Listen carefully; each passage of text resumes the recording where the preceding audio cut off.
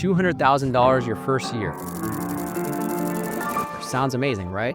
But what if I told you that number doesn't mean what you think? And it's the reason so many bankers feel stuck. Today, we're breaking down the biggest myths of investment banking in 2025, but there's one truth that explains why people stay even when everything else is telling them to quit.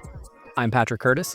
I started in investment banking at Rothschild, worked in private equity, and later built Wall Street Oasis to help students like you break into finance.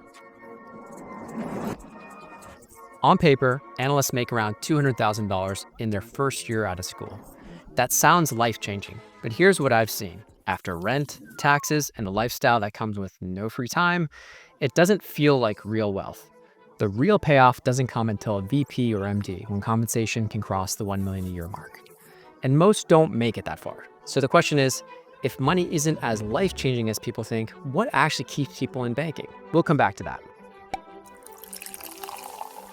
Movies like The Wolf of Wall Street love to show yachts and champagne, but ask any analyst, it's Excel, PowerPoint, and late-night client edits. The glamour is different. It's the adrenaline of being tied to billion-dollar deals. In 2023, analysts on the Microsoft Activision merger worth $69 billion weren't making the final calls, but their models were in the room.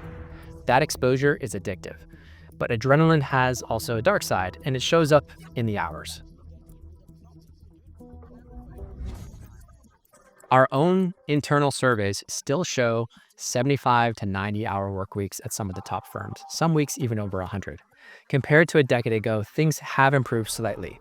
AI does reduce some of the grunt work, and some firms enforce protected weekends. But when deals go live, balance disappears. So if the money isn't enough and the hours are crushing, who actually survives this career? We'll get there.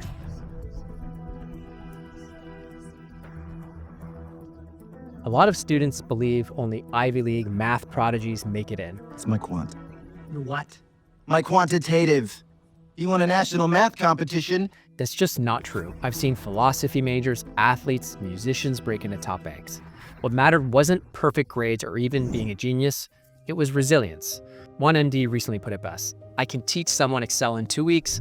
I can't teach them how to stay calm when a client is furious.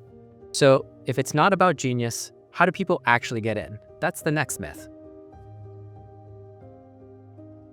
Banking looks like a closed club, but I've seen students from non-targets break in by outworking everyone. One of our recent students said over 500 cold emails. From that, he got 60 calls, 9 first-round interviews, 4 super days, and 2 offers. Networking isn't about being connected, it's about persistence. And in 2025, with diversity programs and new recruiting paths, the door is more open than ever, but you still have to push through.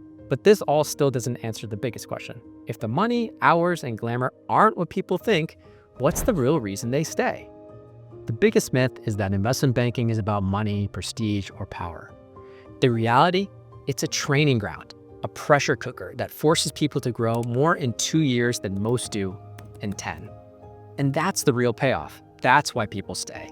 That's why people fight to get in. And if you see banking not as the finish line, but as the launch pad, it can change the entire way you approach this career. So here's the truth in 2025. The money's strong, but it's not freedom. The lifestyle looks glamorous, but it's really just adrenaline. And finally, the hours hurt, but they also shape you. And no, you don't need to be a genius, you need grit. If you understand that, you'll stop chasing these myths and start chasing opportunity. That's where the real payoff is. If you're aiming for a career in high finance, what's driving you more? The money, the challenge, or the launch pad it gives you? Comment below and let's start a real conversation.